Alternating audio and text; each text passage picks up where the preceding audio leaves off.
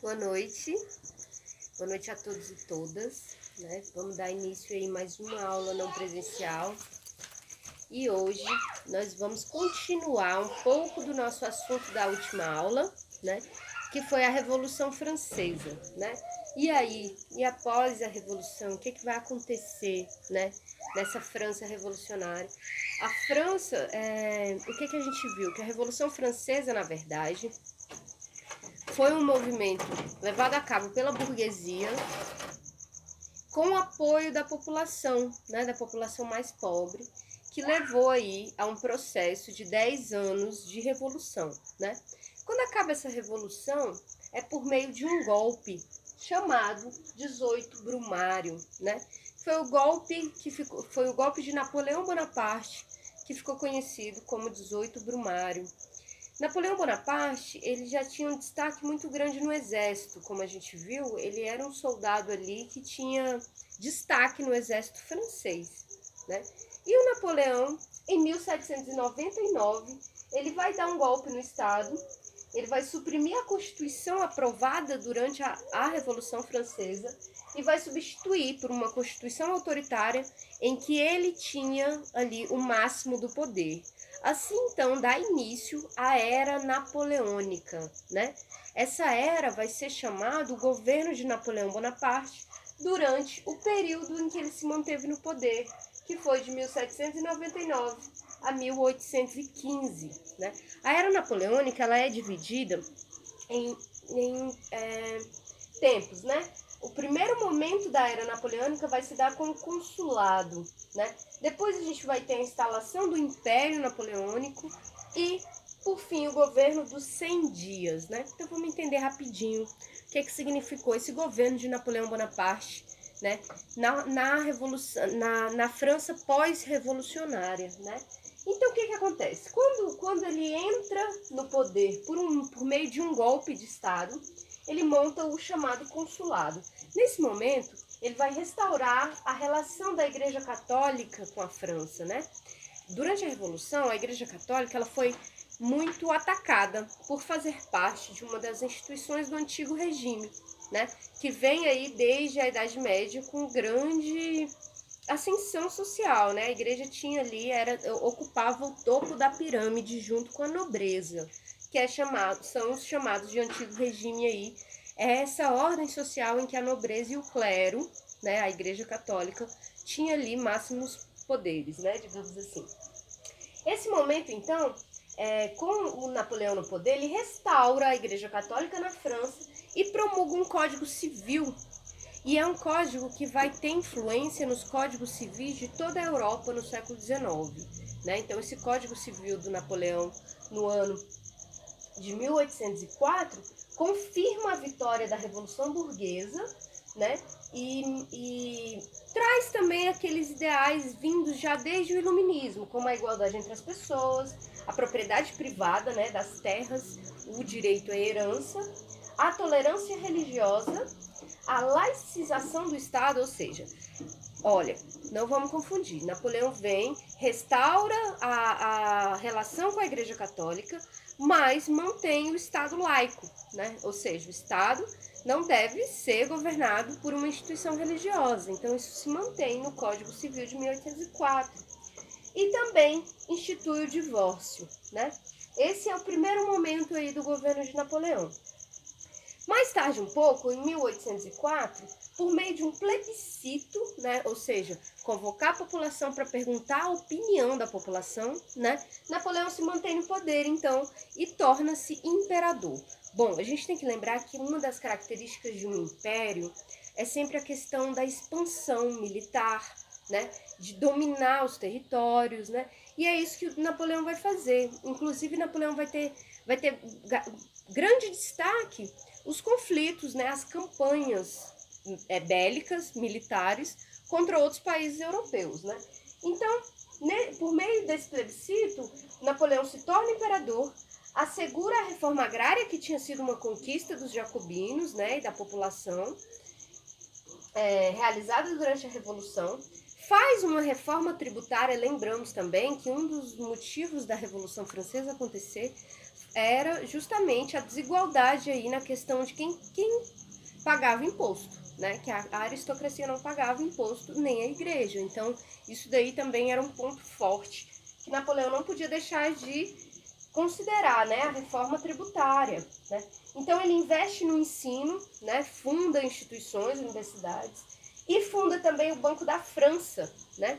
Esse período do Império, então, ele é muito marcado também pelas guerras napoleônicas. Porque lembramos, o Império ele sempre vai ter a questão da expansão. Ele organiza o Estado, deixa esse Estado forte, centralizado, né? Investe em campanhas militares. E é essa expansão aí que nesse período tem a ver com outros países. Por exemplo, vamos voltar um pouco. Ainda no século XVIII, a Inglaterra começa a fazer uma revolução industrial, né?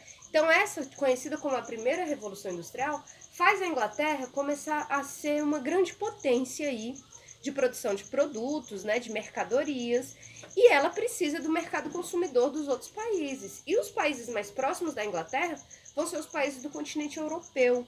Então a Inglaterra vai precisar de entrar aí em guerras para manter o seu mercado consumidor, ou seja, conquistar outros países para que esses países possam comprar os seus produtos. É nesse período também que a França vai entrar em conflito com a Inglaterra, não somente com a Inglaterra, mas vai dar início às guerras napoleônicas, que tem como objetivo isso também, né? Garantir, claro que mais domínio para a França, mas garantir também o mercado francês, garantir que a França se modernize, se cresça, né? Que as indústrias francesas cresçam e possam vender para os franceses, né? Porque o mercado da Inglaterra ali fazia essa competição com o mercado francês. Então as guerras elas vêm mais ou menos nesse sentido. Então a Europa já tinha muito conflito interno, já tinha muita guerra interna, por isso, por mais mercado consumidor, por mais área de influência, poder militar, né? Então, sob a sua direção que a França envolve-se em conflitos com a Inglaterra, Rússia, Áustria e Prússia, né? Realizou grandes conquistas. Napoleão ele foi mesmo um general que tem esse destaque de conseguir muitas vitórias militares, né, para a França nesse período, e ele conseguiu submeter quase toda a Europa Ocidental, né? Então é por isso que é considerado um império, né? No governo de Napoleão ele consegue aí muitas vitórias militares sobre outros países europeus, né? Napoleão preocupa-se, nesse período do Império, ele quer consolidar o seu poder, né? Como eu já disse, modernizar a França, né? A modernidade, ela estava chegando muito forte, né? Principalmente depois das revoluções burguesas, né? A Revolução Francesa, esse processo de revolução industrial na Inglaterra também, né? Então ele quer modernizar a França e retomar a tradição do déspota esclarecido, né? O despotismo esclarecido. Na última aula eu expliquei para vocês que alguns dos governantes ali, que eram reis, né? Eles se aproximaram do iluminismo para poder manter ali o seu governo, mas baseado nesses novos princípios aí, né? Mais modernos do iluminismo. E é isso que o Napoleão quer manter, né? O Luís XVI tentou fazer isso na França, mas na França da Revolução ele não conseguiu, acabou sendo, né, assassinado. Porém, Napoleão vem trazer de volta essa tradição aí do déspota, do imperador, né, do ditador esclarecido, digamos assim. Também preciso defender o mercado consumidor dos produtos da Inglaterra, como eu já disse, né? Por isso, Napoleão estabelece o bloqueio continental. Esse bloqueio também que ele vai fazer é justamente para impedir um pouco do avanço do mercado inglês, como eu estava comentando para vocês. Então, bloquear o bloqueio continental à Inglaterra é isso. Onde a França exerce poder, nos países ali que ela tem domínio, e na França, a Inglaterra não poderia, então, vender os seus produtos, né? A Inglaterra fica ali bloqueada, né? Isso daí vai dar várias reações. Uma das consequências desse bloqueio continental é a vinda da família real portuguesa para o Brasil, no ano de 1808. Provavelmente nas próximas aulas a gente vai falar um pouco do que foi essa vinda da família real portuguesa para o Brasil. Mas uma das causas justamente é da Inglaterra, né, de Napoleão ter feito um bloqueio continental à Inglaterra, né? Então, Portugal, sob ali efeito do governo da França, né, com medo de ser dominado, né, a família real foge para o Brasil, né? Então a gente vai falar um pouco disso depois. Voltando aqui ao Império Napoleônico, em 1810 é quando ele atinge o seu poder, né? 1810 aí é onde é o momento em que Napoleão mais tem área sob a sua influência, né? Então atinge o máximo do seu poder com domínio de quase toda a Europa. Porém, 2 anos depois, em 1812, já dá início à decadência desse império, né? Essa decadência se deu também quando a Rússia rompe com o bloqueio continental, né, com a Inglaterra, e Napoleão então decreta guerra à Rússia, né? Ele faz o bloqueio continental contra a Inglaterra, mas a Rússia rompe esse bloqueio, então ele vai e decreta a guerra à Rússia, né? Só que nessa guerra de Napoleão com a Rússia, ele não vai conseguir negociar com a classe dominante da Rússia, que nessa época eram chamados de czares, né? Então ele não consegue fazer nenhum tipo de acordo com o czar russo, né? E é obrigado a se retirar da Rússia. É nesse processo que o exército francês sofre uma baixa muito grande. Por quê? A Rússia, com o contexto do frio e da fome, né, faz com que o exército de Napoleão aí tenha muitas baixas, né, quase sendo dizimado, né? Então o Império começa a perder essa força externa, né, essa força que é no domínio de outras regiões. E em Paris, percebam, externamente a França já tem problema, só que internamente também se começa a ruir esse império, que é o momento em que um general, né, apoiado aí por nobres, né, aquela antiga nobreza que ainda resistia ali, que ainda existia, né, apoiado com uma parte da burguesia, tenta dar um golpe no Napoleão, né? Então, Napoleão reage a esse golpe, ele fica sabendo, contorna a situação voltando a Paris. Ele volta de Paris da batalha contra a Rússia e chega lá e vê uma situação de um golpe sendo armado contra ele. Porém, ele contorna a situação e se mantém ainda um pouco mais no poder. Só que, do outro lado, a Prússia e a Alemanha reagem, né? E Napoleão tem que enfrentá-los, né? Junto a isso, Napoleão sofre uma derrota muito grande da Espanha em 1813. E aí já se está colocado uma situação de crise institucional para o Napoleão. Napoleão não consegue mais manter ali o seu poder, né? E começa uma luta de coalização contra a França. Com a tomada de Paris, Napoleão é obrigado a abdicar do seu trono, né? Essa é a primeira derrota ali, então, é a primeira abdicação do trono de Napoleão. Por que a primeira? Porque Napoleão é exilado nesse mesmo ano, né, em 1814, na ilha de Elba, mas consegue fugir no ano seguinte, né, no começo de 1815 ele foge dessa ilha, volta para a França e consegue retomar o seu poder, ele reconquista o seu poder e fica ainda 100 dias governando, né? Então é nesse momento que se dá início ao governo dos 100 dias, que seria esse último período de governo de Napoleão. Nesse período, ele promulga o ato adicional às constituições do Império, mas a Europa reage e na luta contra o exército francês, Napoleão é derrotado pelo exército inglês em 1815, na famosa Batalha de Waterloo. Né? Essa batalha aconteceu na Bélgica, né, em 1815, e aí é o fim do Império Napoleônico. Napoleão, ele é obrigado, depois da derrota, ele é obrigado a abdicar do trono novamente, e dessa vez ele abdica e se dá o fim do período napoleônico. Ele é enviado para as Ilhas de Santa Helena e morre por lá, beleza? Então, aqui se dá o fim do período napoleônico. Bom, agora a gente vai fazer um paralelo muito rápido com o que acontece como influência da Revolução Francesa. Como a gente viu, a Revolução Francesa ela marcou a ascensão da burguesia como classe dominante desse novo sistema, né? Da criação de novas instituições, de novas formas de organização econômica, política e social da vida em vários lugares do mundo, né? como a gente viu na aula passada, a nossa Constituição dos dias atuais tem uma grande interferência aí da Revolução Francesa, como a Declaração Universal dos Direitos do Homem, do que depois virou Direitos Humanos.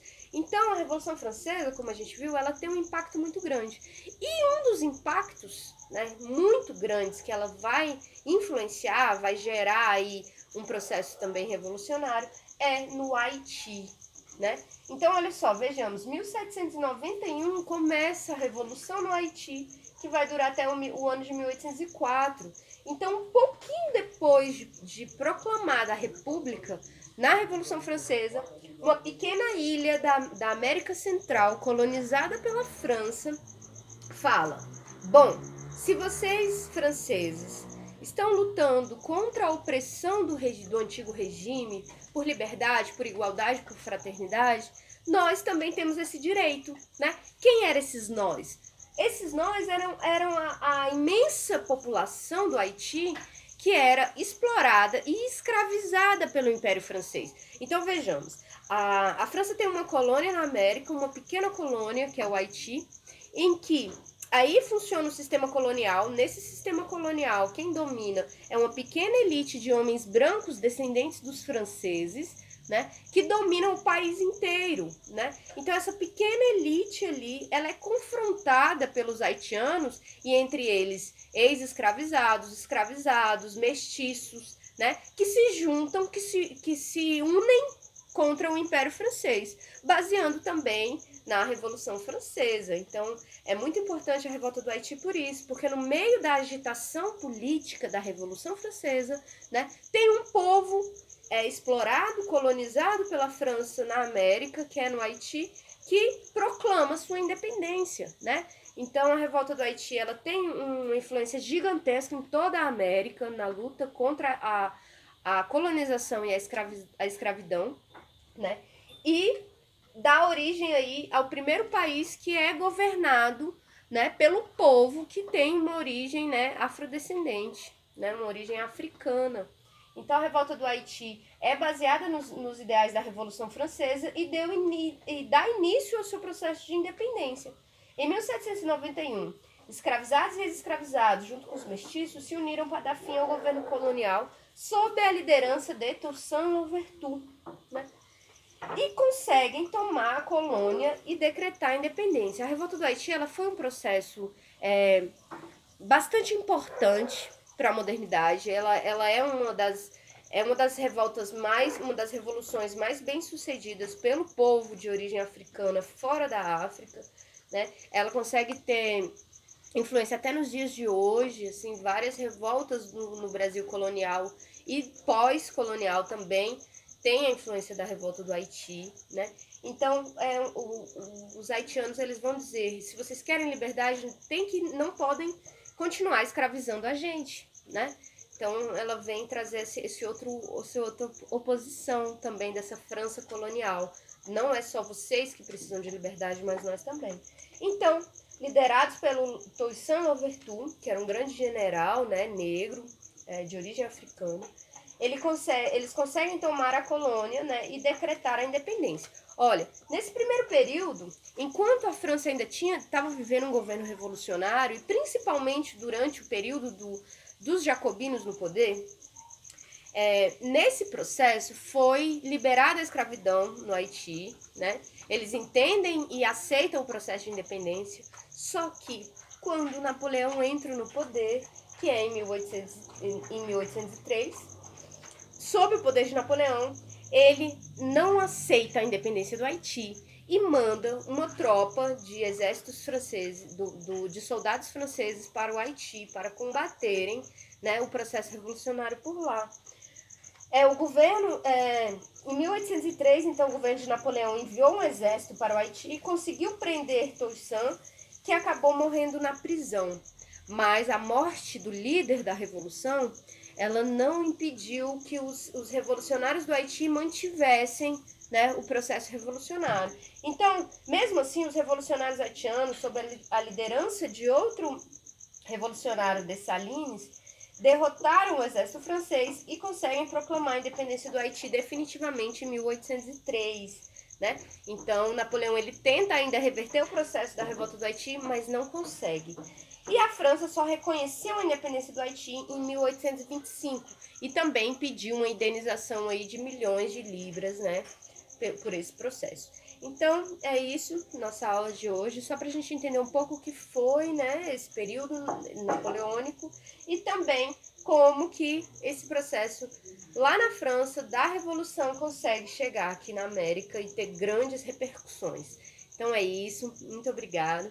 Fiquem em casa, se cuidem, em breve a gente está retomando nossas aulas.